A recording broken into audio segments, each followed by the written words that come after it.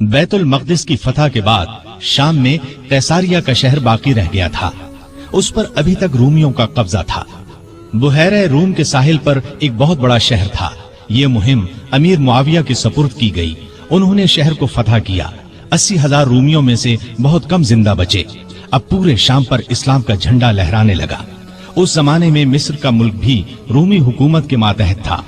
18 हिजरी में हजरत उमर ने हजरत अम्र बिन आस रजी अल्लाह अन्हु को 4000 का लश्कर देकर मिस्र रवाना किया।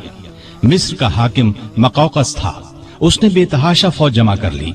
कला भी हद दर्जे महफूज था। इन हालात की खबर अम्र बिन आस ने सैयदना उमर को दी तो उन्होंने 10,000 फौज और भेजी और उनके साथ बुजुर्ग सहाबी जुबैर बिन अव्वाम को सालार मुकर्रर किया। उनके हाथ पर कला फतह हुआ। इसके बाद इस्कंदरिया की बारी आई। इस्कंदरिया की फतह के बाद सैयदना उमर ने अम्र बिन आस को मिस्र का गवर्नर मुकर्रर किया। दरियाए नील मिस्र का एक बहुत बड़ा दरिया था।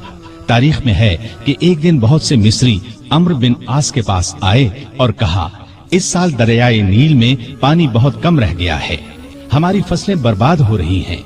पुराने जमाने से ये रस्म चली आ रही है कि जब दरिया में पानी कम हो जाए तो हम एक मुकर्रर तारीख को एक कुंवारी लड़की चुन लेते हैं। उसके वालिदैन की मर्जी से उसे निहायत कीमती जेवर और कपड़े पहनाकर दुल्हन की तरह बना देते हैं, फिर उसे दरियाए नील में गिरा देते हैं। इस तरह दरिया में पानी चढ़ जाता है, इर्द गिर्द के तमाम इलाके सैराब हो जाते हैं। अगर आप इजाजत दें तो हम ये रस्म अदा करें। अम्र बिन आस ने कहा, ये तो बड़ी जालिमाना रस्म है।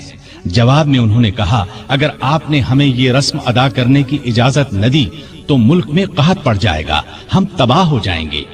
अम्र बिन आस ने फरमाया, तुम लोग नादान हो। अल्लाह के हुक्म के बगैर दरिया में पानी हरगिज कम या ज्यादा नहीं हो सकता।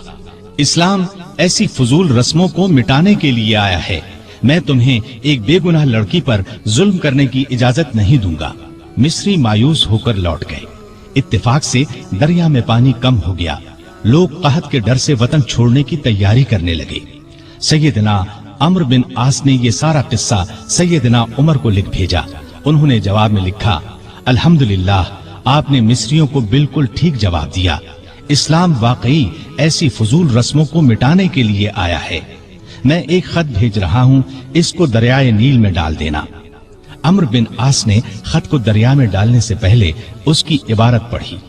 उसके अल्फाज ये थे, ए नील, अगर तू अपने इख्तियार से बह रहा है तो मत बह, और अगर तू अल्लाह ताला के हुक्म से बह रहा है तो मैं अल्लाह ताला के हुजूर दुआ करता हूँ कि वो तुझे पहले की तरह ज्यादा पानी के साथ जारी कर दे। ये रुका दरिया में डाल दिया गया। दूसरे दिन जब मिस्र के लोग सोकर उठे तो उन्होंने अल्लाह की कुदरत का अजीब नजारा देखा।